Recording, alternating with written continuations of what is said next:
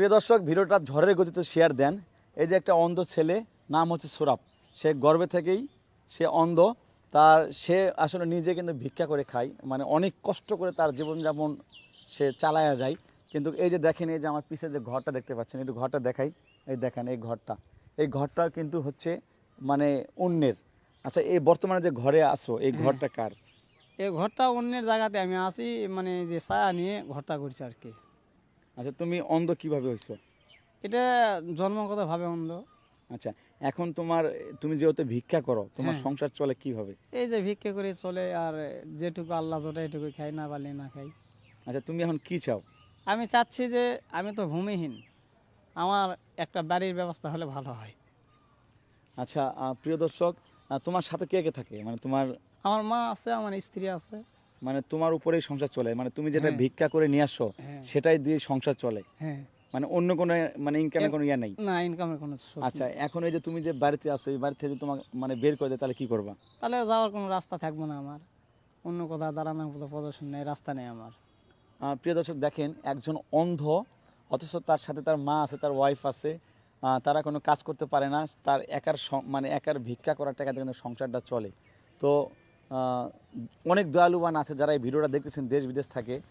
যদি পারেন আপনারা বিভিন্ন সময় বিভিন্ন টাকা মানে অনেক ইয়াতেই খরচা করে থাকেন, তো যদি দয়া হয় তো ওকে কিছু সাহায্য করবেন। আচ্ছা, তোমার পার্সোনাল কোনো বিকাশ নাম্বার আছে? হ্যাঁ, আছে। আচ্ছা, বিকাশ নাম্বারটা বলো।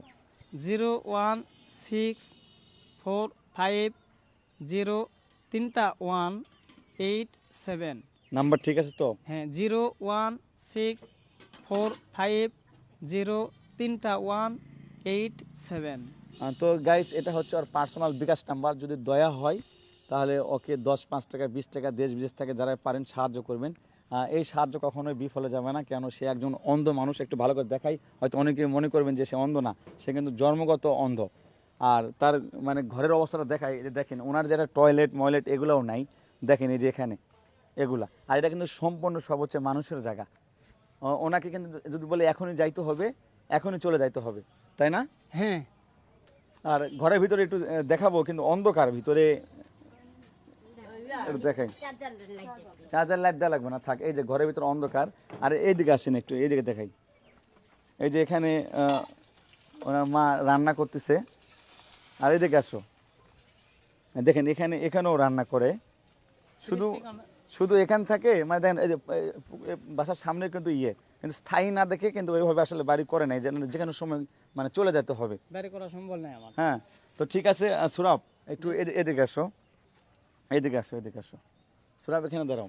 আচ্ছা, তো তোমার মানে যারা এই ভিডিও দেখবে, তাদের কাছে চাওয়া কি? তাদের কাছে আমার চাওয়া, যদি সবাই যদি একটু বাড়ি করে দিত তাহলে আমার ভালো লাগতো। তো যাই গাইস, আপনি ওনার আবেগ দেখে বুঝতে পারতেছেন সে কতটা অসহায়। সে ভিক্ষা করে সংসার চালায়, তারপরে তার থাকার কোনো জায়গা নেই, আর সে হচ্ছে অন্ধ একজন মানুষ। এটাই হচ্ছে সবচেয়ে বড় কথা। তো অবশ্যই একটু ওনাদেরকে সাহায্য করবেন, আর যতটুকু পারেন ওনার পার্সোনাল বিকাশ নাম্বারে একটু পাঠিয়ে দেবেন। আর যদি কোনো সন্দেহ হয়, দরকার হলে ওর সাথে ফোনে কথা বলে কনফার্ম হয়ে তারপর টাকা পাঠাবেন। তো গাইস, ভিডিওটা এই পর্যন্ত, সব ভালো থাকবেন আর ভিডিওটা বেশি বেশি শেয়ার দেবেন।